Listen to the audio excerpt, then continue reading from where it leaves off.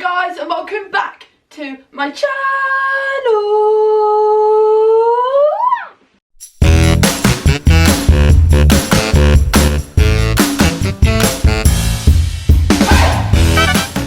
So for today's video, I want to speak to you guys about something that I think a lot of people may not know, may not be aware of. It's a subject that I personally feel like isn't spoken about enough when it comes to ADHD. So first, if you could smash me a big thumbs up down below and subscribe to my YouTube channel, I will forever be grateful. So yeah, let's get on to the video.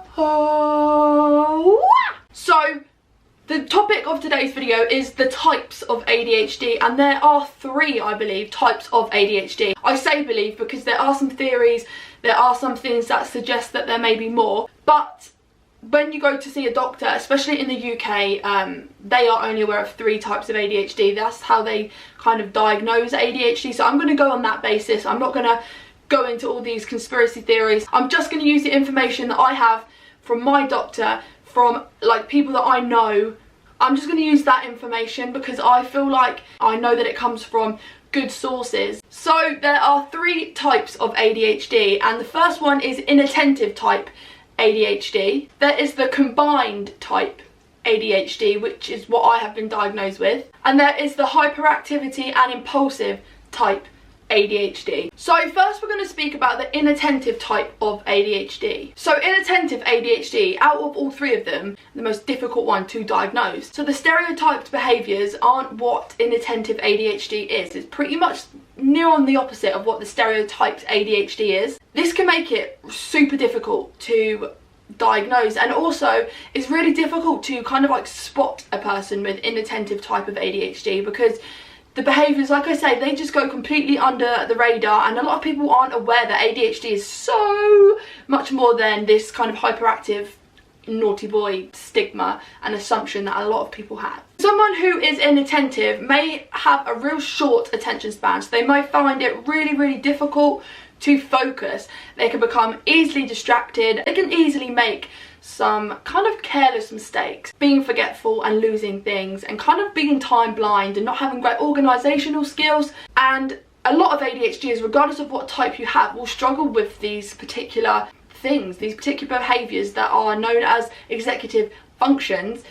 We really struggle with a lot of those, and when you have especially inattentive type of ADHD, where you have trouble focusing and you have trouble kind of, you know, staying on task, being easily distracted and forgetfulness, it's hard to prioritise, make things work, because you just kind of a little bit like, you know, you can't get things to just fall into place. Everything seems to just be like, whoa. So another one is appearing to not be able to follow verbal instructions. Inattentive ADHD is just one type of ADHD, and let's jump into some more. If you want some more like examples and kind of traits of ADHD inattentiveness, check out the NHS website. They give you up-to-date kind of criteria of what inattentive ADHD is and all the other types. So if you want some more kind of information, definitely check out the UK NHS website if you're in the UK. Anywhere else, I don't know.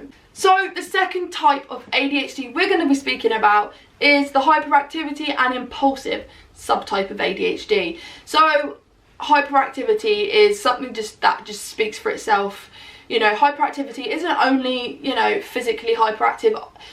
Another version of hyperactivity is, well, just me in general basically, speaking impulsively, speaking really fast, hyperverbal, not being able to sit still for a long period of time, needing to get up, walk about. Fidgeting is another huge hyperactivity kind of trait. Acting without thinking about the consequences, this is something that I've really struggled with, and I've had to work on it over time. I'm still not perfect at it, but when you have a super hyperactive and impulsive mind, you do not have the time to sit back and think about the correct way to go about things. You just act on emotion and act on the moment in time. You act on anxiety, you act on fear. You basically, like I say, you act on emotion, and in that moment you are bombarded with a whole flood of emotion, and it's just flash emotion. And so in the moment you have no control over what you think is right or wrong. So people with this type of ADHD, so the hyperactiveness and the impulsiveness, you may have little to no sense of danger. So when it comes to, you know, for me, I'm laughing because I've spoken about it before, but like for me personally, I really struggled with driving because I was quite a risky driver. I took risks, I was speedy, and although I knew that there were consequences to being a speedy driver, I knew the dangers. It was almost like I didn't have a fear of that, so it didn't put me off doing it. It was almost like, oh well, I won't get caught, that won't happen to me. I was blasé with the rules, with authority, because it was almost like, well, I need that thrill. You know, it just didn't scare me. Authority isn't something that particularly scares me, which I really don't like about myself. It's something that I actually get scared of quite a lot about myself, is because I don't have any kind of scared, I have no fear of kind of authority, and that's always been a problem. And that's probably why I had such an issue in education, because I just had no regards for authority. Like I wasn't scared of the teachers basically, or the consequences, or them phoning my parents, or detentions. I just really didn't care because I wasn't scared about it. So yeah, that's some of the traits for hyperactivity and hyperactivity and impulsiveness. So some of the other traits to the hyperactivity and impulsiveness is interrupting people when they are speaking. That's, again, just me. I do that all the time. People really don't like it about me. I don't like it about myself, but hey ho, it's me. I can't change it. So yeah, hyperactivity and impulsiveness can cause some issues in the communication, social skills area of your life. So yeah.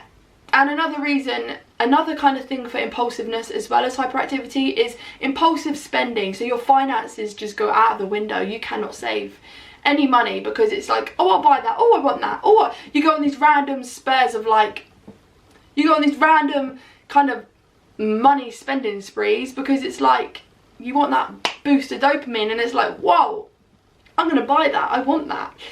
Yeah, so you want it, I got it. You want it, I got it. Yeah, okay, right. Yeah, that's some of the traits of hyperactivity and impulsiveness.